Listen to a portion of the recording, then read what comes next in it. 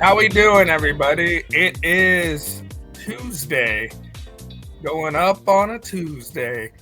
We are here to talk a little college football, and man, first off, Gundy's fired. Second off, Oklahoma State, what are we doing? It's Tuesday of game week. What is Dude, happening? it was so crazy because within an hour of me recording Fastlane this morning, I was just talking about how Gundy had just came out on a presser earlier, talking about how he was here for the next 3.5 years and he was planning on, kind of the whole lip service thing, Yeah, but then like within an hour or two or whatever it was, right after I was done, he gets canned. yeah. And obviously there had been Levi sent us that article from KOCO News, Oklahoma City, Mm-hmm. where the sports reporter literally came out and said Sunday night that he's done. And it's just like, so everyone knows, but it's not announced until today, or I don't Yeah, you almost have to wonder like maybe that they've kind of had an idea backdoor, know. like in Yeah, the back room or whatever, and like a contractual agreement. yeah, it's still. I mean, it's just so weird being a Tuesday game week, like I don't know. Who do they play? They're in Big 12.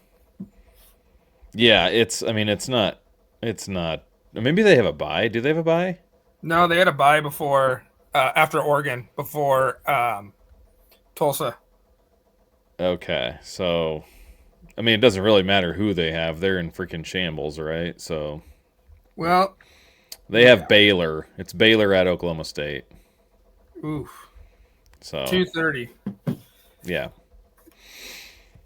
So Yep. That's wild. So who? Okay, so, I mean, so you get to add one to the hot, or you get to add one to the coaching carousel. So now, yeah. who's the first names that fly Well, off the shelf in terms of taking Oklahoma State? so obviously all the talk last year was how how similar is this to Frost?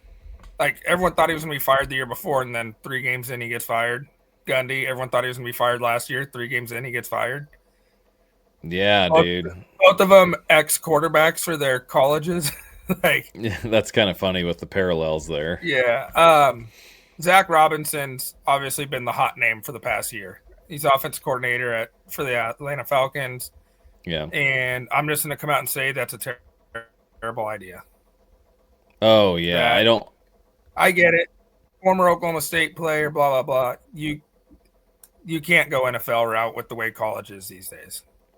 Correct. Yeah. Like, as shitty I as it is to say, you want to hire a coach that's going to bring along players. yeah, and I think you actually mentioned this like a couple weeks ago, specifically talking about Zach Yeah, Robinson not being the guy. yeah, So I think it's kind of interesting that we get to like circle back to this whole point now, and he actually threw some names out in the text chain today, like obviously Silverfield kind of comes up as a possibility. yeah. Like I don't think that's the guy necessarily, but they've thrown out like Texas State's head coach. Is that who that is? Is that Yeah, see? GJ Kinney. It's Texas State. Yeah, so there's a handful of guys that they've already been thrown around there. Like does Dan Mullen go to Oklahoma State? I watched a little bit of, oh gosh, and I can't even stand watching these guys. The Cover 3 podcast. Yeah, is that JD And Patel?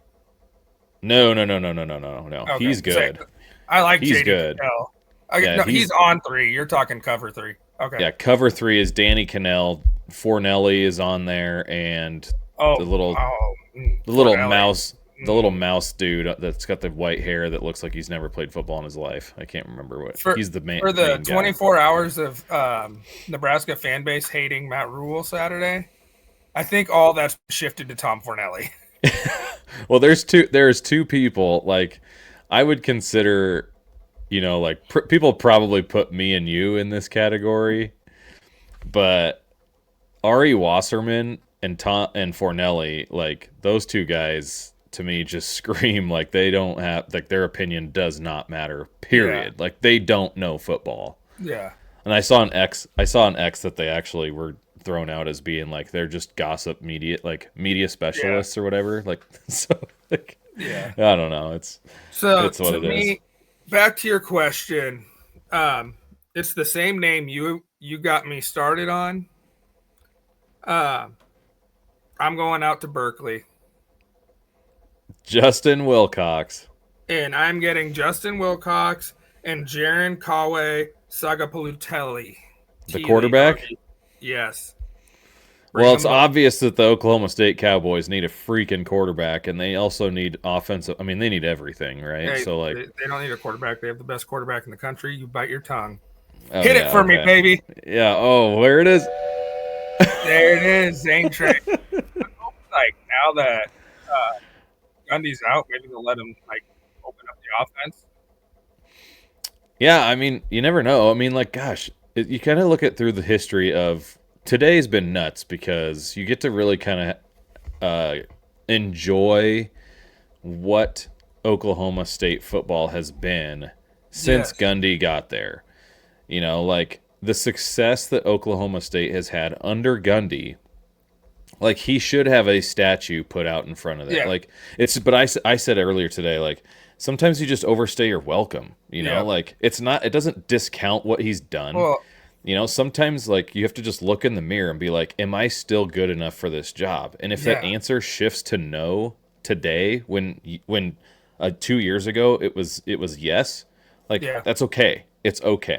You know, Adam Kramer, K and Eggs, he put out this on during the game Friday night, saying it's hard to believe that 3 years ago they were 1 yard short of going to the college football playoff in that game against Baylor. Yeah, dude, it was unbelievable. Like you kind of forget about it because you know after they don't make the playoff, it's just kind of like it's like you just forget those facts. Like thank God that people like still bring those things up because like you know like you just read it on paper. Oh, who's the 4 playoff teams? But Oklahoma State was literally an inch away. So it's crazy. Yeah. Okay. So besides Silverfield, GJ Kenny, and Wilcox, like who else is kind of coming to mind? Dana Holgerson. That name has been thrown around. Houston coach, familiar with the Big 12. Yeah. I mean, I don't think he's going to I don't think he would go, but I mean it was kind of one of those things when Dana Holgerson took over for Satterfield at Nebraska. Yeah. You know, last year in the middle of the year, like there was some people talking in the media that were like, this isn't going to be a permanent thing because Dana wants to be a head coach. Yeah. Like that's what a lot of people think. Now, I don't think Dana Holgerson probably moves the needle in the way that Oklahoma State fans would like. Yeah. But he's kind of like, when I think of Holgerson, he a little bit reminds me of a former Oklahoma State coach and Les Miles. Why is that? Their offense. Okay. Yeah, I mean, so Les Miles was there when it was like Josh Fields, correct? Yeah. Okay, so like if I'm like getting these little images back from when I'm my junior high, early high school days or whatever, you know, like watching those games, and I can definitely see that. Like, and it's kind of weird because Dana Holgerson kind of fits that. I mean, he's been at West Virginia and he's been at Houston. Yeah. West Virginia is a like large, like a rural country type school. Yeah. You know, Houston being in Texas, like obviously Houston is a huge city, but it gives off that kind of, you know, cowboy rural feel. Yeah. And smallish school or whatever. And so like, and Houston's like always going to be at minimum third fiddle behind Texas A&M. And right now with what Texas Tech's got going on with the oil industry. Right. Yeah. And so like, I don't know. I think that like, it's not the move Oklahoma State wants, but it does seem like it could fit. Yeah. And I'm not sure Nebraska fans want to hear that either. I think there's some people that really like Dana. Like, it wouldn't bother me to see him go. It wouldn't. I mean, it wouldn't wreck me. Like, I'm glad he came in to kind of revamp the offense and Yeah. stuff. But I'm also like, if he left to take a head job, you can't blame him either. Yeah, So and Rule has been very adamant since day one. Like the biggest thing for him is he wants to get his assistants head coaching jobs because that's a reflection of him.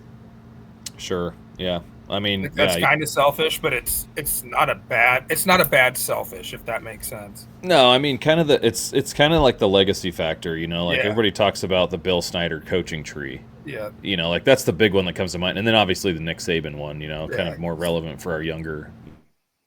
Because I mean, like right now, I think Rule's biggest coaching tree hire's got to be Joey McGuire. Is it? I don't even understand. I don't know the exact. Is that Baylor? A Baylor connection? Yeah, Joey McGuire was a high school football coach, and Okay, Rule brought him on the staff. okay, at Baylor. Yeah, Man, it'd be nice. It'd be nice if I'd go for a little Joey McGuire right now. yeah. I would you rather go for Joey McGuire or would you rather go for the oil money? Both. I mean, it'd be nice. Yeah, it's But I saw. Speaking of money, and we could talk about this later. But I saw how Wisconsin on X today. yeah, Wisconsin is like the lowest increase in football funding from 2004 to now. They've only really, increased their football spending by 120%. That's like over 120% less than the next Big Ten school. yeah, And in comparison, Nebraska has increased their football spending by 560% or something like that. And so it's kind of like, but there's people in Wisconsin that are pissed about this, you know, and they're yeah, like, and I had to pipe on there and I was like, you guys, I think you would take the success you've had over that span from 2004 to 2025 with not yeah, having spent that much money rather than having spent the money Nebraska has and had and no not, success, you yeah, know, like, so like it's kind of one of those catch 22s, like, yeah, because it makes it tough with that $25 million buyout for Fickle. oh yeah, yeah. So anyway, Um, so speaking of buyouts, I just got to put this out there.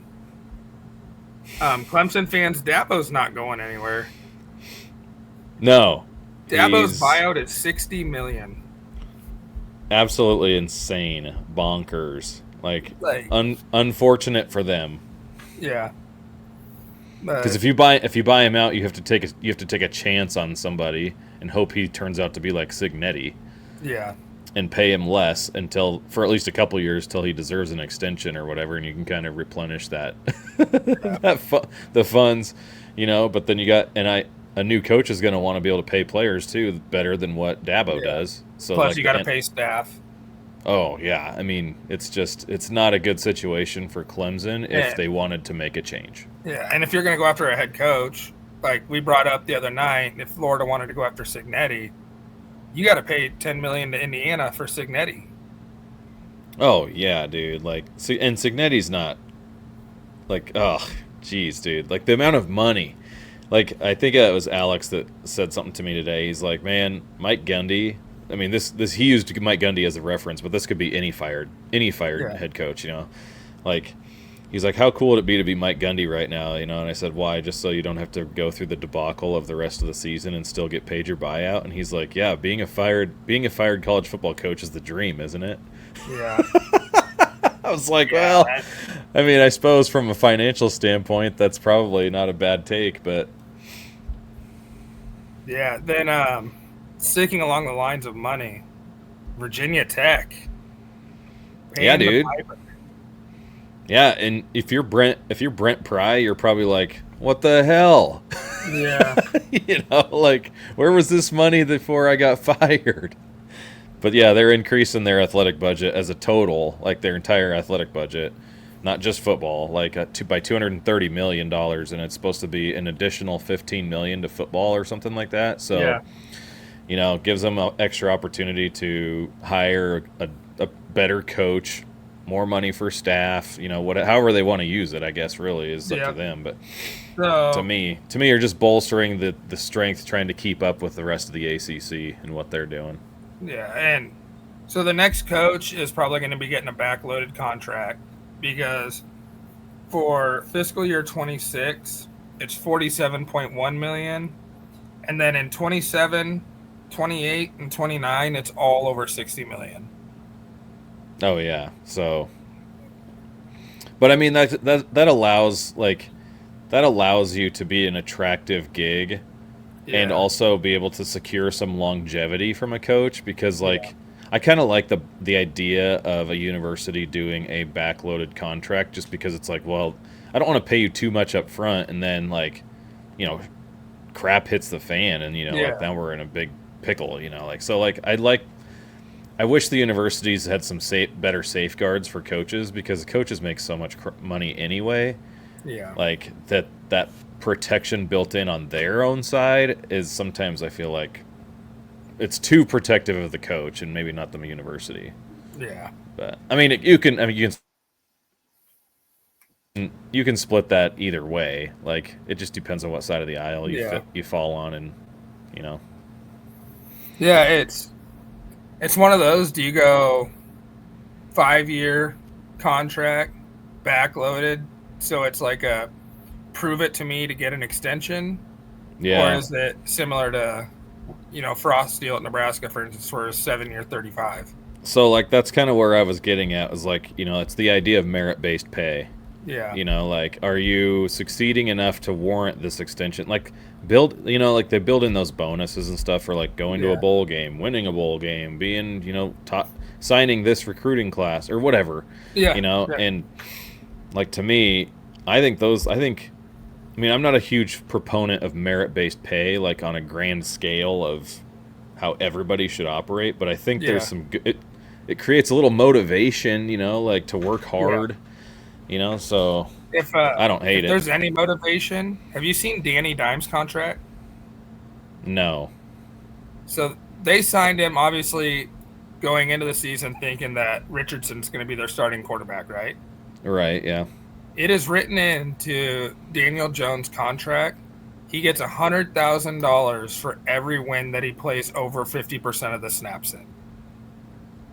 Really? So he's up to 300,000 right now, and he's looking really good. Change of scenery has been Yeah, fantastic for him. yeah. It I just mean, it just kind of goes to show it's not always just the quarterback, yeah. Sometimes it's the freaking franchise, I mean, Danny Dimes, Baker Mayfield, Sam Darnold, Yeah, dudes that were afterthoughts are Geno now Smith. yeah, dude, Geno Smith. So basically, if you're drafted by the Jets, your second job will be better. Right, or the Browns. Yeah, It's insane how some of these freaking franchises in the NFL just don't seem to get it right. But you're seeing the same thing in college. yeah. You see that same freaking thing. Some of these schools just don't figure it out. And Real quick, I want to hit on this. While we're talking NFL real quick, the Giants did announce today that Jackson Dart is the starter for this week. They're benching Russell Wilson. good. Russell's washed up. A Yeah. change of scenery is not going to help that guy, though. No, not at all. And I liked it. He was a good pro, and he obviously had a Off successful the field, career. he stands for he's one of the best off the field guys in the world. Yeah, he does it's for just charity, and sometimes you're done, Yeah. you don't have it anymore, and he's got a it's- Super Bowl ring. He's good. Yeah, he's had a hell of a career. So, where do you want to jump to from here? Do we want to go in on Clay Travis? I don't care, Or do dude. you want to wait on that? We're gonna be in your playground tonight. All right. We're gonna play a bit by Clay Travis from yesterday. This is really good, super good. Is this what happens when you pick the wrong conference? And I don't mean pick the wrong conference for money, because the Big Ten has made Nebraska a lot of money. But if you talk to Nebraska Cornhusker fans, would they rather play Texas, Texas A&M, Missouri, Arkansas? Would they rather play those teams, or would they rather play Washington, Oregon, Rutgers, Maryland? I think Nebraska's in the wrong cultural conference. I think that Nebraska actually should be in the SEC. I don't think it's ever going to happen. But if you look historically, Nebraska recruited. Did I mention Oklahoma as a team certainly that Nebraska would rather play? Nebraska recruited by going south. So that video goes on for another minute and a half. Mm-hmm. We'll retweet it, or we have retweeted it if you guys want to check it out. What do you think off the early takes?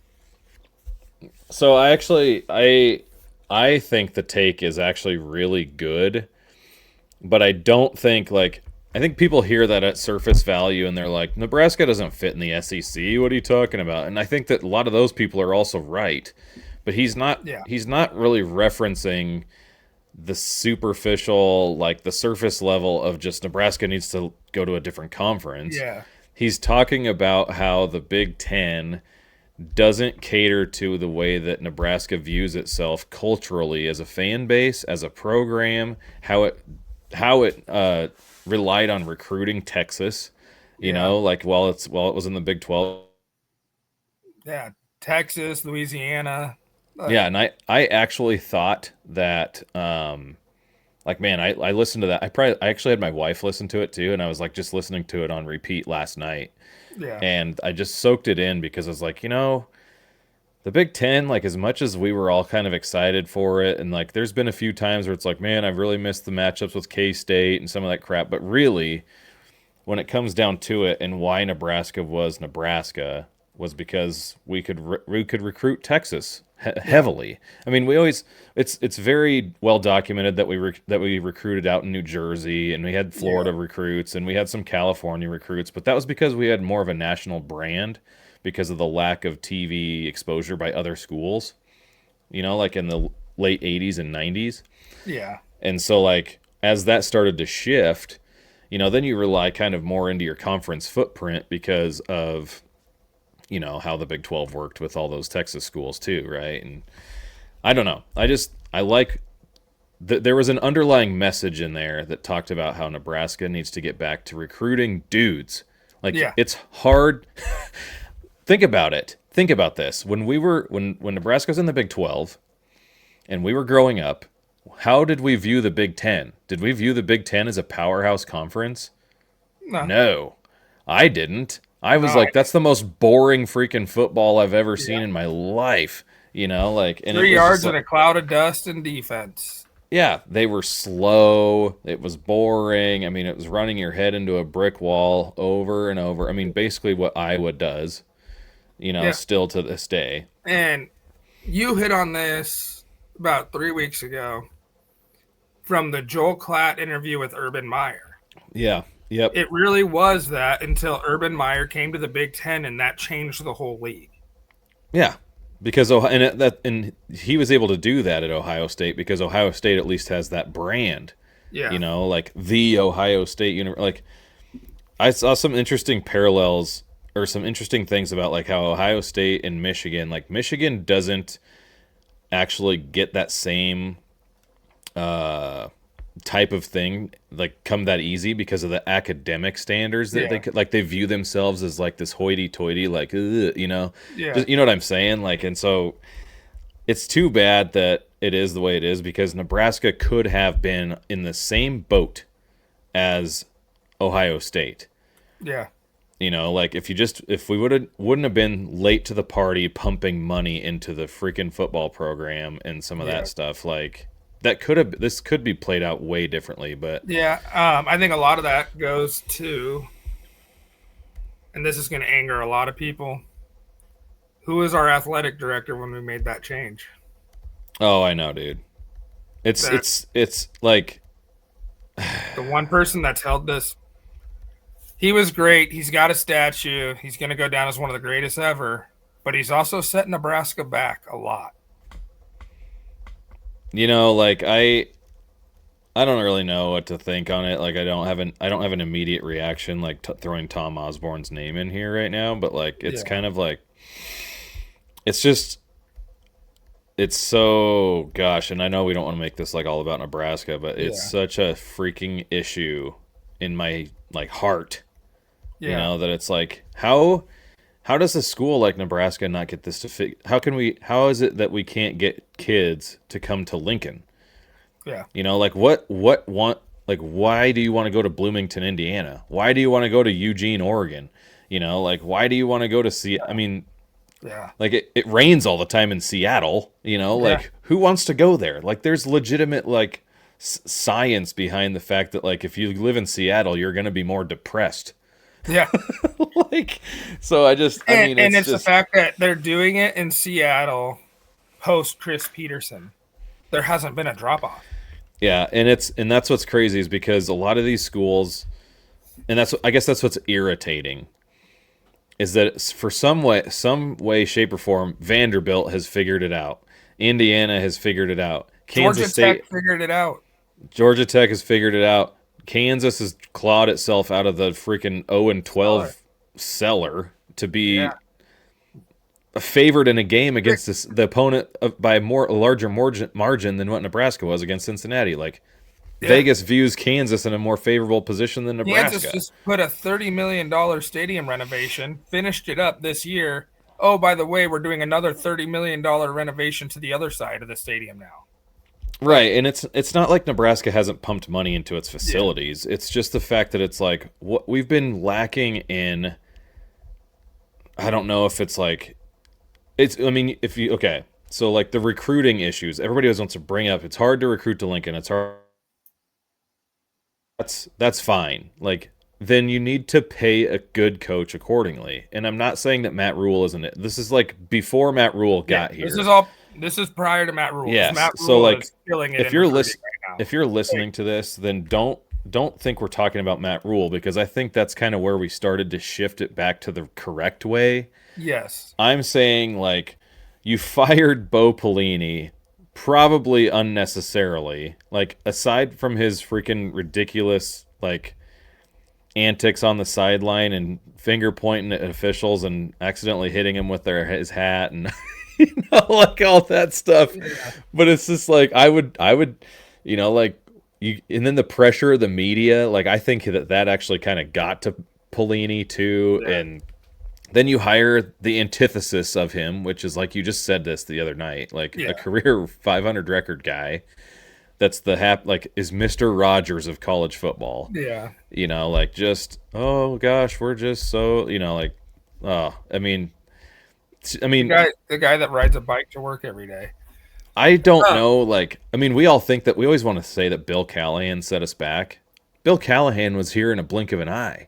And we actually he only had 2 really bad years. It's just 8-4 and 9-5 seemed bad at the time. The whole thing, Callahan was given an option. He would have stayed head coach, but he had to fire his defensive coordinator, and he refused to fire him. Yeah, that just tells me that he didn't want to really be here anyway. Okay. I'll hit on one last thing with Nebraska. One second. Okay. I have to say this, because I can't stand. I mean, you talk about. I mean, this is all along the lines of what Clay Travis said, because I've been reading these replies to this specific video, basically the last 24 hours. Yeah.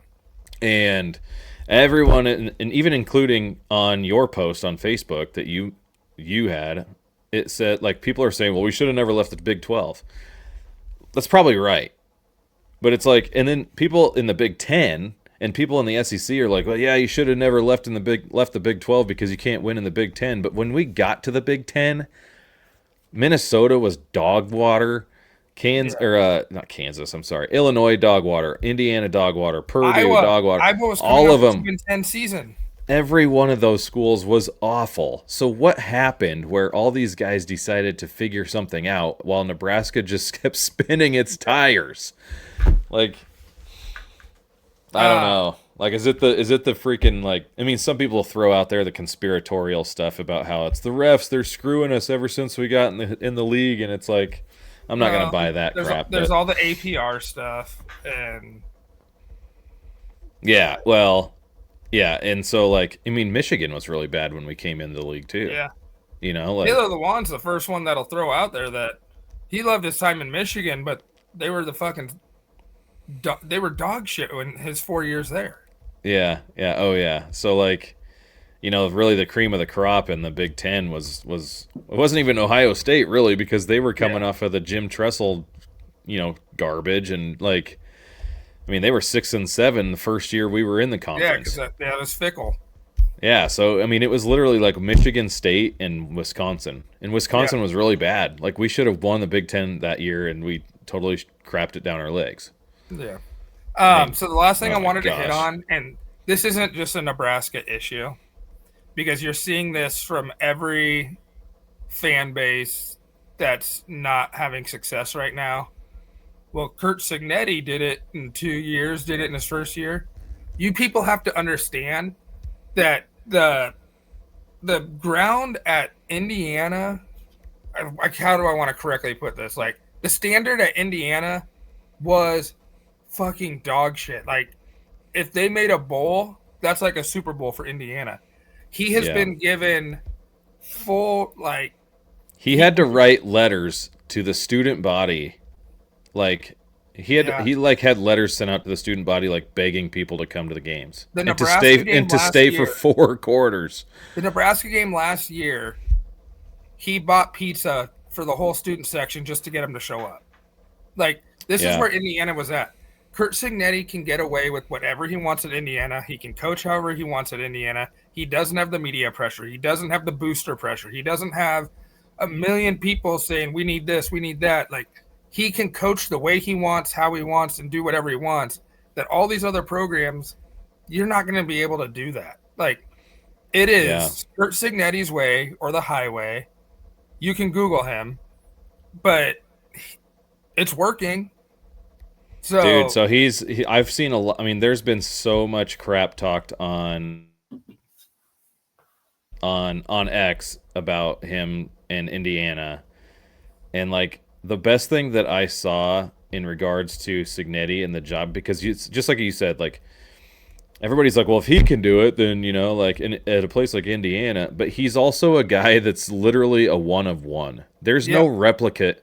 There's no replication of this dude. Like, there's no duplicate of him anywhere. He's a stoic individual that literally, like, he looks like he's pissed off all the time because his expectations of his players and his program are through the roof. And that's why it's so fantastic. Like, it's so fascinating to watch. Not what you want from your head coach? I don't get what people are so upset about. I know. It's insane. And like he's kind of like, the more I started to, like, I liked him last year, then I started to kind of get annoyed with him because of his arrogance, and now I'm just kind of like, he is the epitome of what I wanted out of myself as a coach. Yeah. You know, like, so I don't know. I love it. And he only brings in, like, dudes to his program that will, like, love football, so that they love football so much that they will be like, not entertained, but they love the grind of a 12-game season and what was beyond. That stat you sent me last night about the starts? Like, not starts, sorry, production. Starters. Okay. There was he doesn't have the offense anyway. I didn't see the defense, but the offense doesn't have a starter that has less than 4 years of college experience, including this year. Yeah. So, like, I was thinking about that, and so Nebraska's, like, super young. Nebraska's the youngest Big Ten team right now. Yeah. You know, like, in terms of roster and play starters, you know, or they people that see the field. They have 75 players that are freshmen, redshirt freshman, sophomore. Right, and so, like, you take that in contrast with what Indiana is, and it's like, okay, that's kind of making more sense because some of those dudes that they have are so, like, they've been in the college weight room for 4 or 5 years, you know? Like, I mean, the amount of dudes on their roster are starters that said redshirt junior, redshirt senior, redshirt junior, you know, like, they're all developed, you know? Roman Hemby was a 3-year starter at Maryland, and now he's the starting running back for Indiana.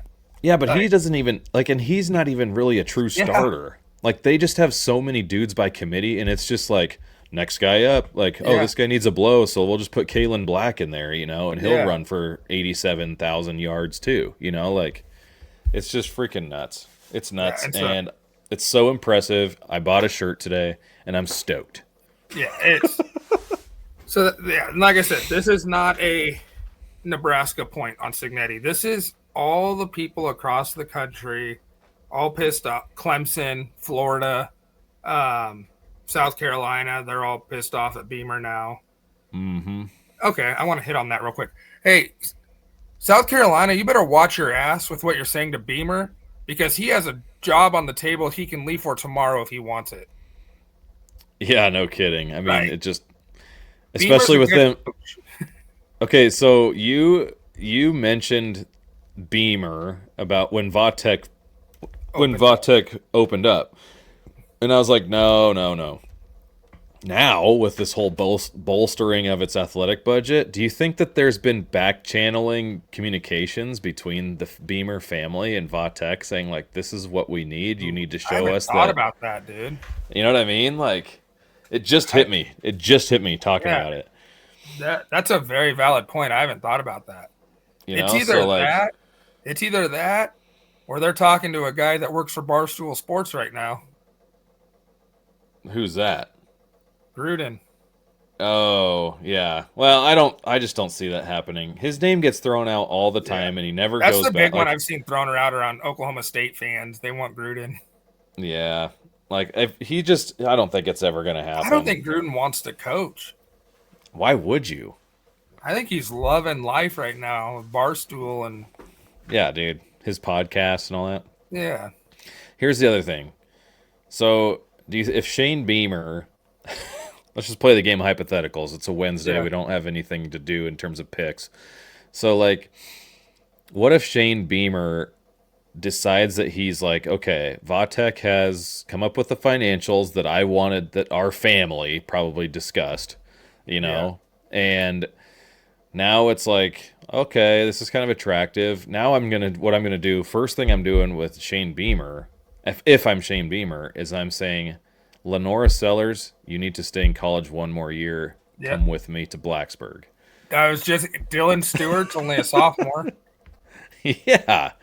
So it's like, how many? I mean, those guys will start to follow, and like, at what point do some of these college players like realize?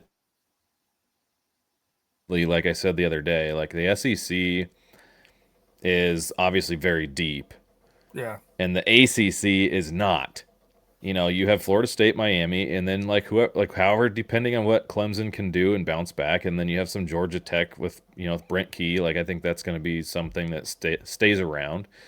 But then it's like, if I'm South Carolina players and my coach goes to Vatek, like, hell yeah, I'm going to Blacksburg. It's not that long of a move. No. It's not that far, and it's like I can stay healthier through a season.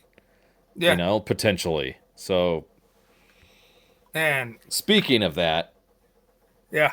Well, unless you have a point to add to that. I mean, we're talking ACC football, and we just talked schedule. So, like, why don't we just bounce into? Okay. Yeah, I was going to go into SEC schedule since we were talking South Carolina. So let's do ACC while we're on the subject of Virginia Tech.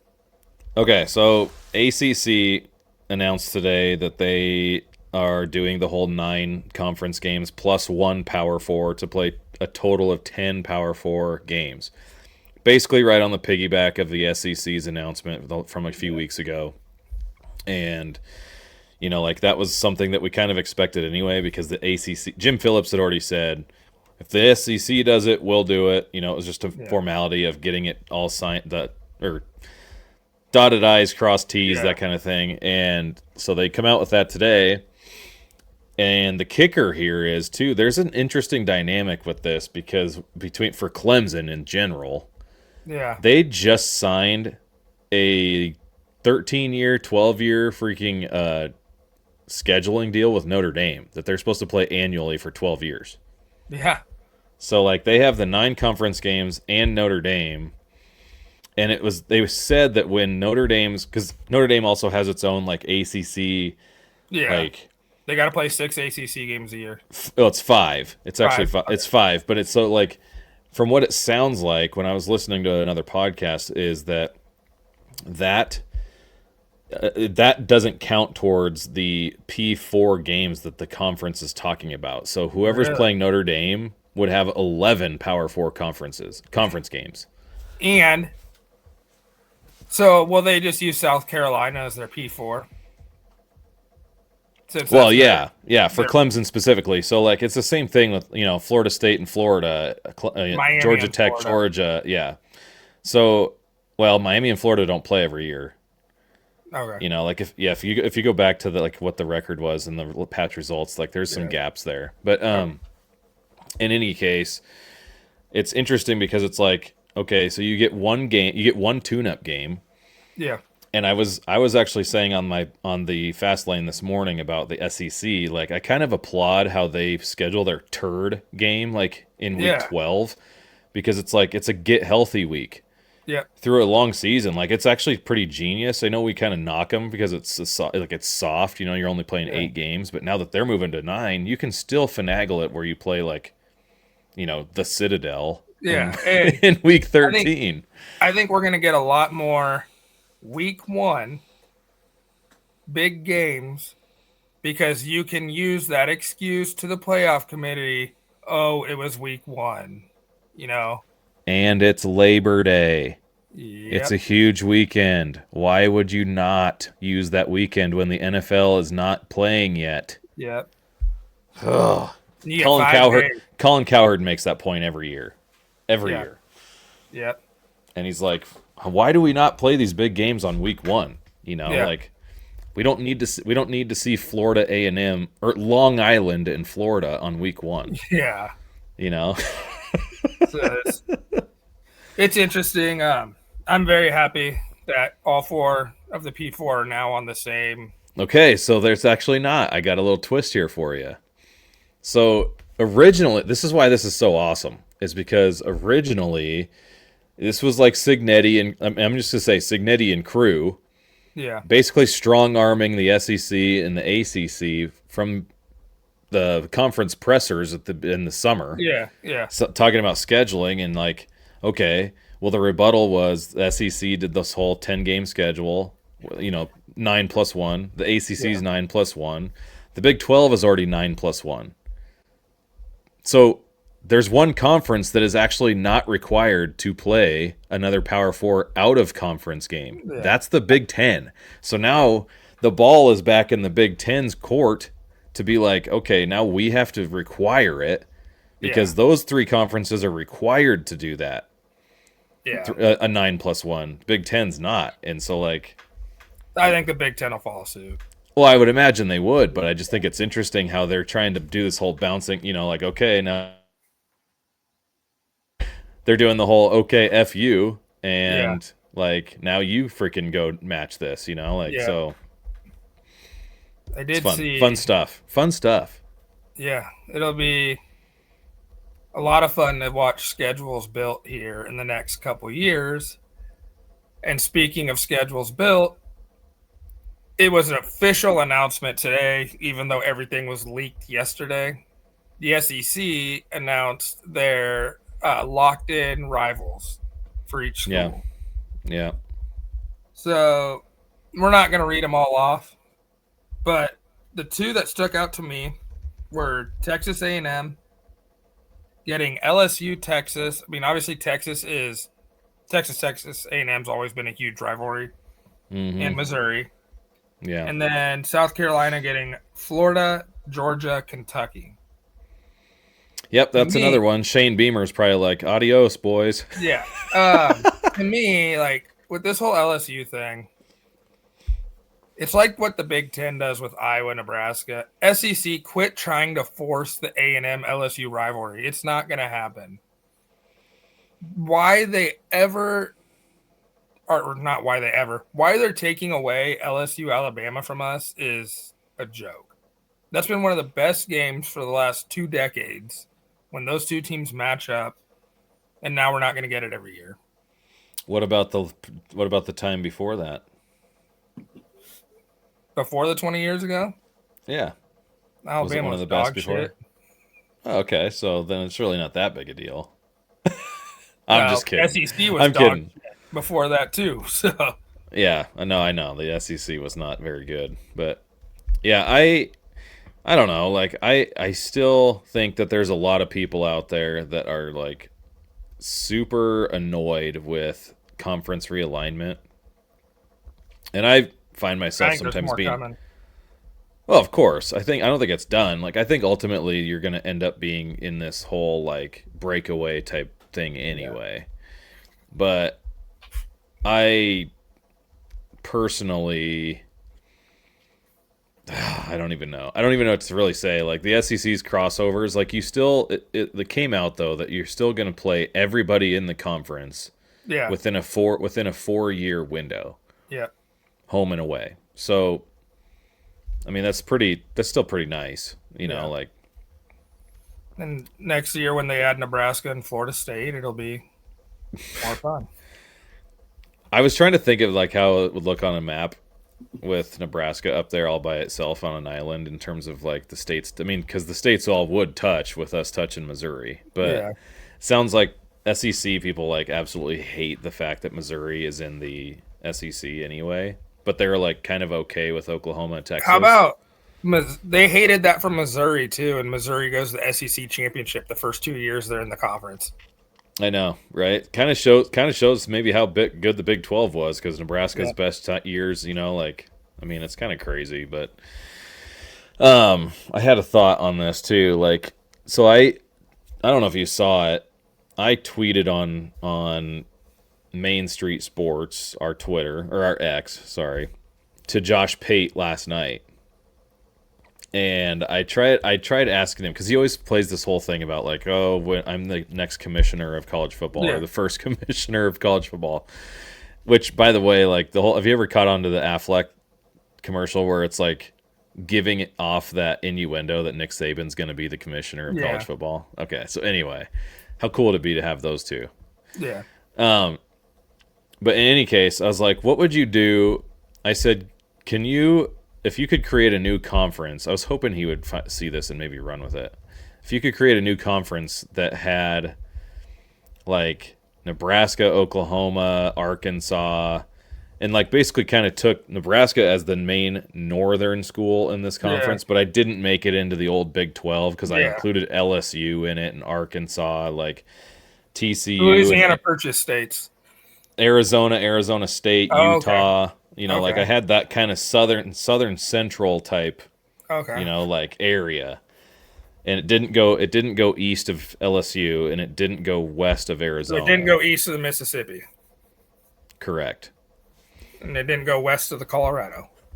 Right. And there's probably like I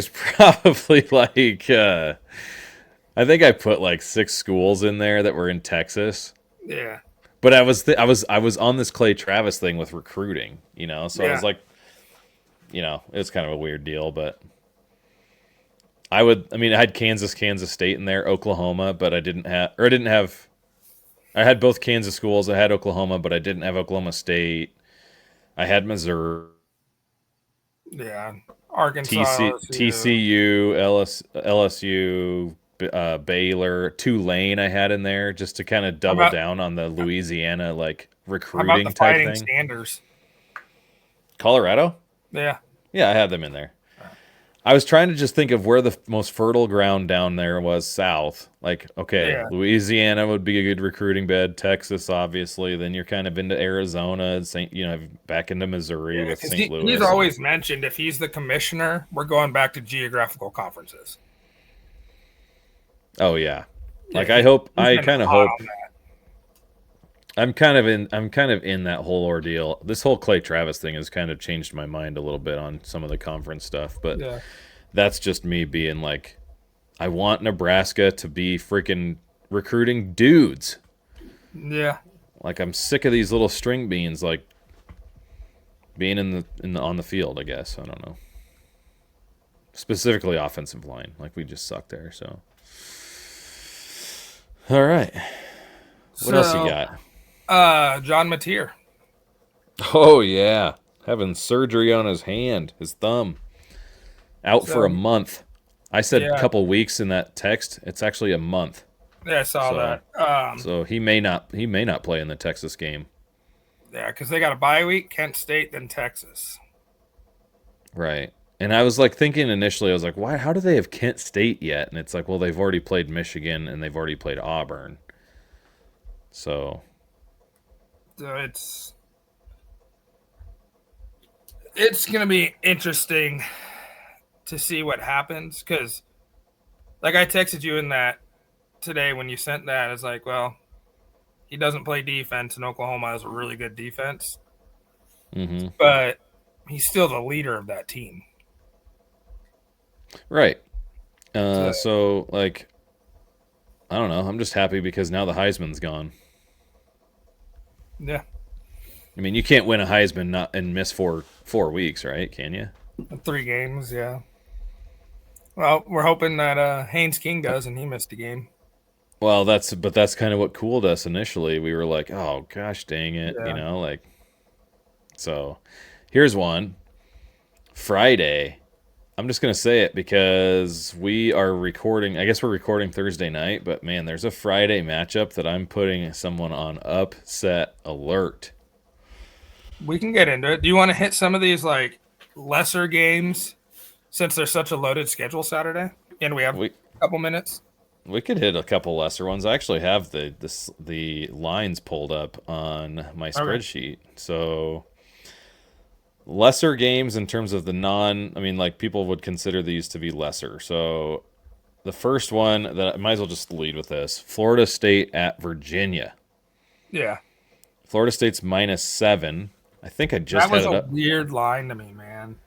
No, it's not. Guess who's hurt? Guess who's hurt? Castellanos. Castellanos is hurt. He may not play. That line has moved half a point in Virginia's direction. Yeah. And Virginia can score. So how good is Chandler Morris against the Florida State defense? This is really Florida State's first test since the Bama game. Yeah. Has Florida State kind of been forgotten about? And guess who Florida State plays next week? Miami. Look ahead game. The look ahead game. And this is at UVA. Like, since when have we ever thought about UVA being the group that's they are like, Chandler Morris is like 4th in the country in passing. Yeah. It's ridiculous. Something stupid like that. And like, their offense is super efficient. Like, they shouldn't have lost that game at NC State. And that's the other thing. When they lost that game where NC State came back to win that game, like, it probably helps play into the whole idea of being on upset alert even more for you know what I mean? Because the people are even further not crediting Virginia. And that's not an ACC game. It's not? The NC State Virginia one. Virginia. Yeah, okay. But this one is. By the way, NC State, that whole conversation we had last Friday, yeah, it's done. They got me. Oh, yeah. So can I throw another Friday night game at you? Yes. TCU, number 24 TCU, according to the AP, goes to Arizona State, and Arizona State's a 2.5 favorite. Yeah, that actually opened at 3. So it's moved in TCU's direction. I am confused at this one because to me, I'm like, Arizona State's kind of just, to me, like marginal. Yeah. Marginal on offense, marginal on defense. TCU, we don't quite know exactly how good they're going to be defensively. I said this. That's where my question mark on TCU is. We know what they are on offense. Right. I mean, the over-under on this is 55. Yeah. By the way, the over-under on the Virginia-Florida State line is 60. Oof. So. Well, that's about what Florida State's been averaging the last couple of weeks. Yeah, but they're only 6.5-point favorites. So they're expecting Virginia to score. Yeah. So anyway, same thing here. Like, it's 55 or 56 for this game too, Arizona State and TCU. I'm excited for Friday. That's all I have to say, because This is going to be one of the better underrated Friday slates that we've had. Yeah. As good as Rutgers and Iowa were last Friday. Yeah. This could be better. Yeah. One other. Do you want to do any Saturday games? I could name a few of these in terms of lesser ones. I mean, I'm looking at like Arizona at Iowa State. Yeah. That's an interesting one to me. Iowa State is opened at 6.5. They're down to 6. And with their struggles, seemingly their struggles with Arkansas State, because they haven't played since. Yeah. But Arizona is coming off of that win with K-State 2 weeks ago because Arizona did not play last week, I believe. Yeah, they both were bye last week. Okay, so we love Noah Fafita. Oh yeah. He has no tortilla, but their running game, Mahdi, is it that freaking Mahdi? Like he's legit running back. Like their running game's pretty good. Iowa State's defense is really good, but their offense has been struggling. So like this game's super interesting to me, and it's going to be overshadowed.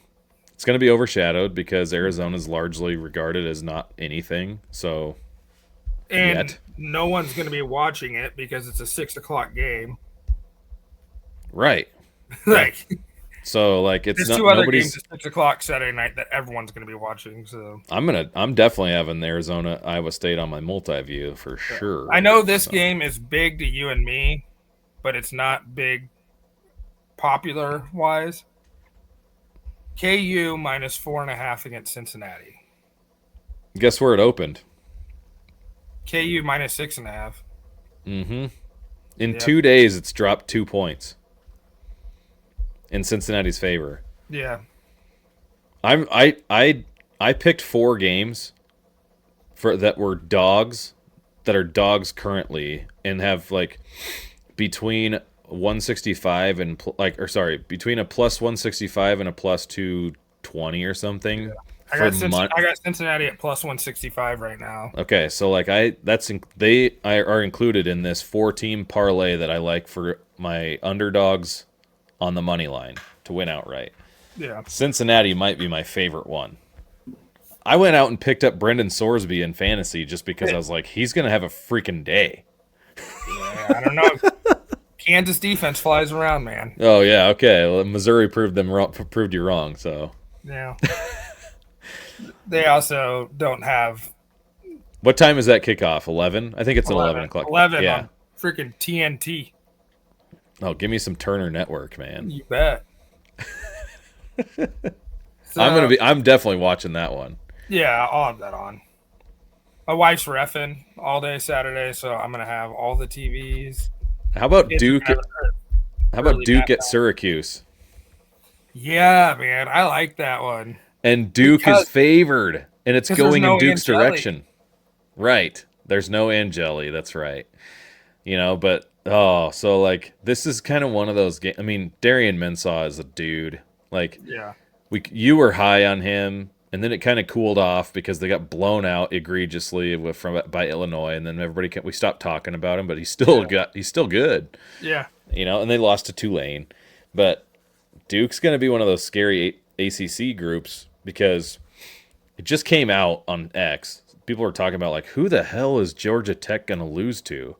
And I was like, you see there like in week 8 or whatever it is, it's like, Duke's in town or it's at Duke or something. I'm like, watch out. Duke's might be the ones to make Georgia Tech slip up before the good old fashioned hate.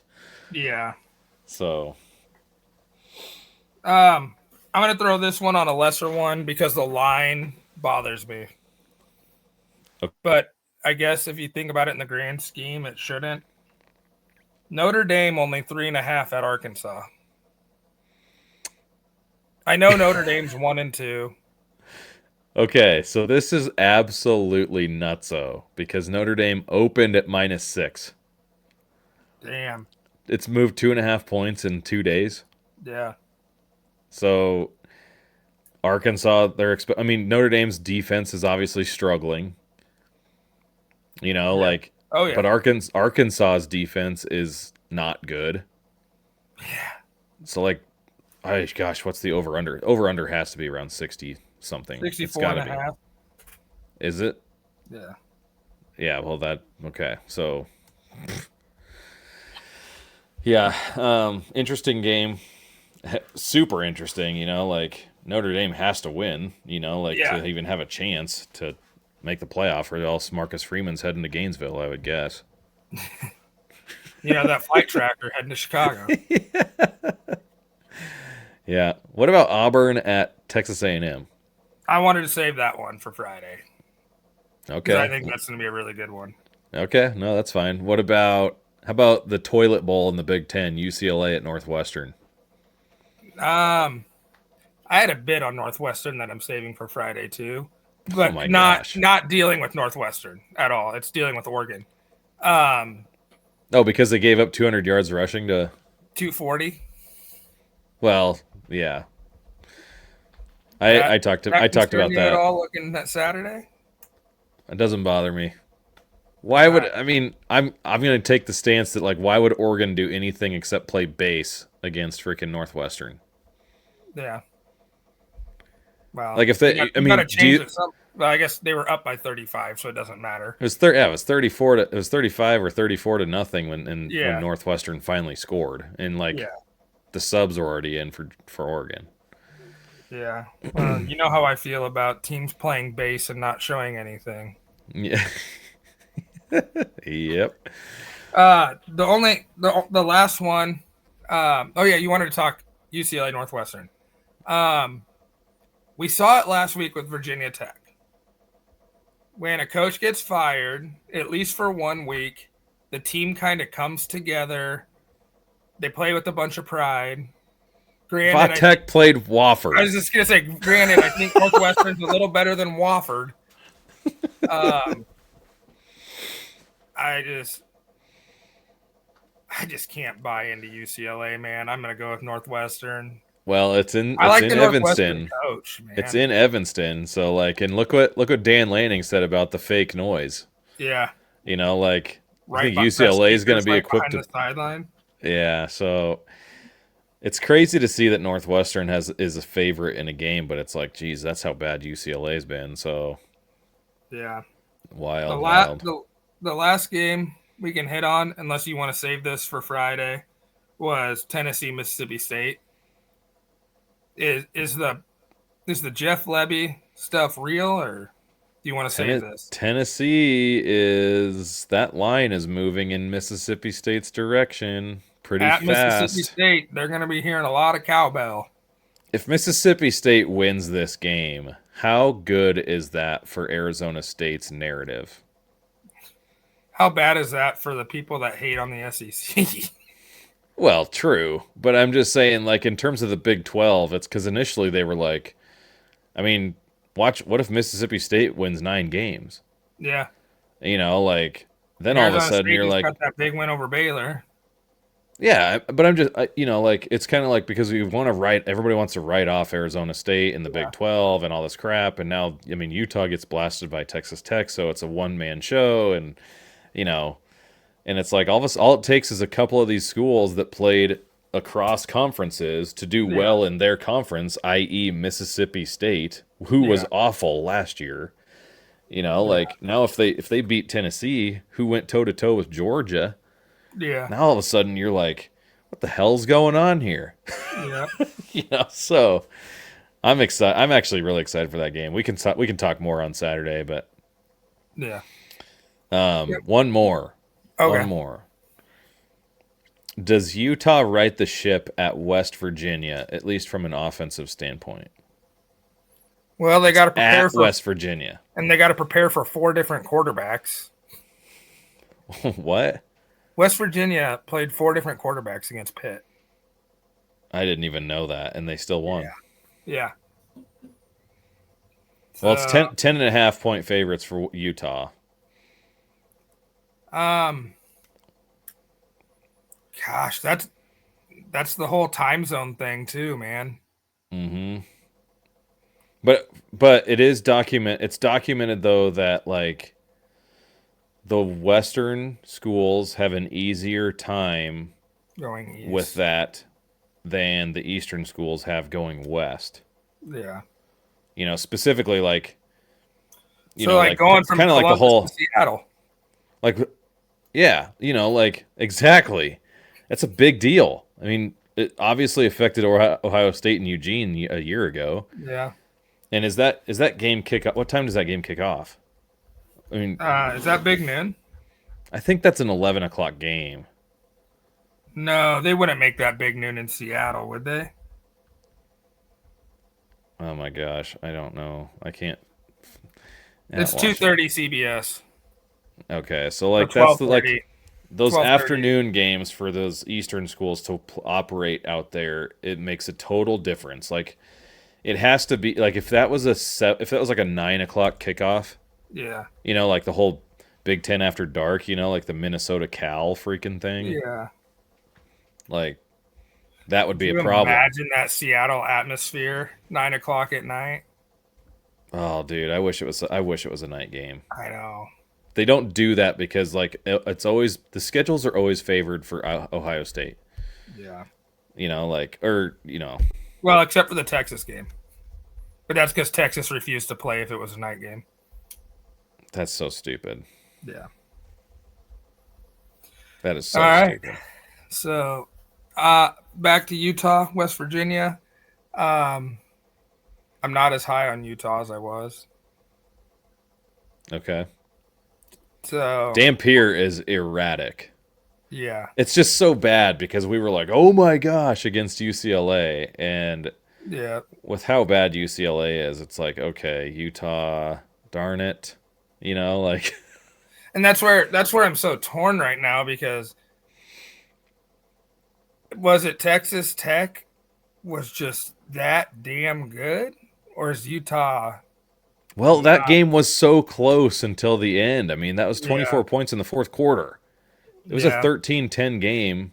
Or sorry, not 24, 21 points. It was 13-10. It ended up being 30 or 34-10. Yeah. So I got my Texas Tech shirt on the way, by the way, too. Yeah. And a Vanderbilt shirt to go with his hat. I'm all in on these underdog schools, man. I love it. Yeah. I love it. So I'll take Utah. I'm gonna keep riding that ship. That's such a big cover. I know. And West Virginia, I feel like plays good enough defense that I don't know. So I think that's a good point to stop. One more. Okay. Because you won't be sad because we'll never talk about this on Saturday. Rutgers at Minnesota. I looked at that. 5.5. Minnesota. Both teams are pissed off. Do we think is Rutgers better than Cal?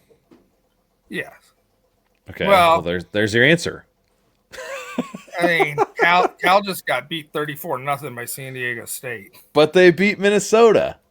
I know, on a weird freaking. And Rutgers, if Rutgers had any freaking thing other than just a freaking tower of ants playing against Iowa's freaking brick wall of an offensive line, like #1 offensive line graded in the country, Rutgers' defense is small.